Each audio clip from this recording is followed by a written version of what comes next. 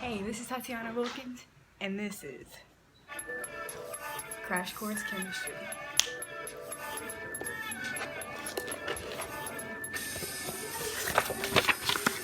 Hey, and on today's episode, we're going to be learning about ionic and covalent bonds. What is that? Wait. Does anybody know what ionic and covalent bonds are? Well, first I think we should talk about what is bonding. Bonding is when you may have a positive and a negative, and that difference or that polarity is what keeps them together because they need each other. Well, you know that saying opposites attract? It's not just talking about people. It's exactly what happens in this unique form of bonding. The more differences they have, the more pull or attraction they have towards each other. I like to think about ionic bonding like true love. When people from two different ends of the spectrum come together to form one. And ionic bonding is between a metal and a nonmetal. Metals and nonmetals are completely opposite. In ionic bonding, there's usually more valence electrons in one than there is in the other. Once again, that goes back to our differences in the amount of electrons. That difference keeps them together. Well, the real question is, why do they want to be together so bad? Every element wants to be full and have 8 electrons in their outermost shell.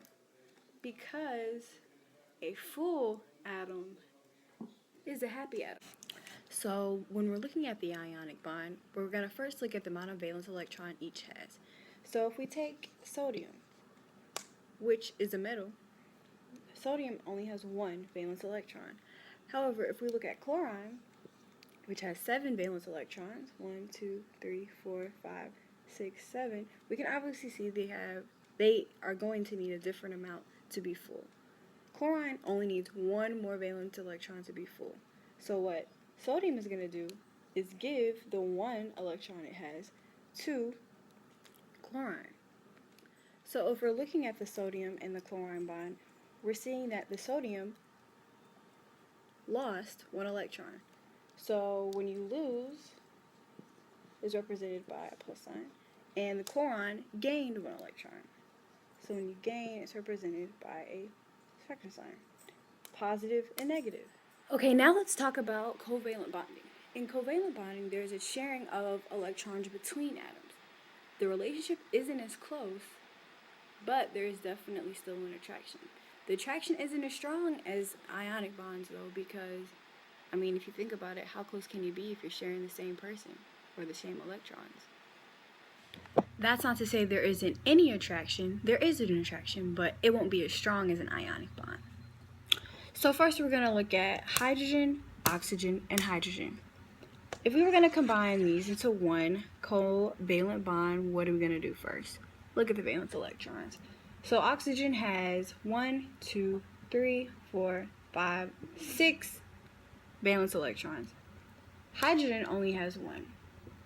So then we're going to ask, how many does it take to be full?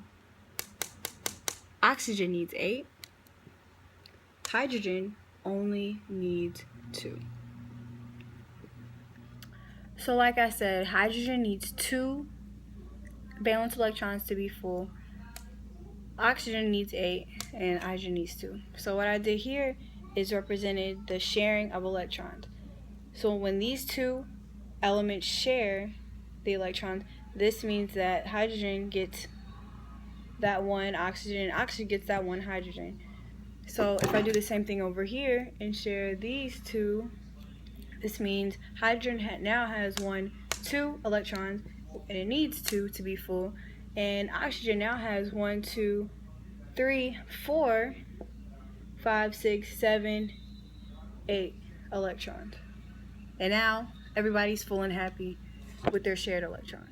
Now the electronegativity gives the ability for the atoms to bond. So as you go across the periodic table, the electronegativity increases because the atom is gaining more electrons, which makes the size of the atom decrease because electrons are attracted to protons in the nucleus. As you go down the periodic table, the electronegativity decreases because the groups gain more energy levels, so the electrons are farther away from the nucleus. So So what this means is that metals are attracted to nonmetals, so they will do whatever it takes to stay connected to the other metals by transferring their electrons. Nonmetals aren't as attracted to each other, so they share valence electrons instead of giving and taking them. And just remember, if you give, you will always receive what you're missing. And when you share, it just shows you care because nobody loses and everybody gains. Till next time on Crash Course Chemistry.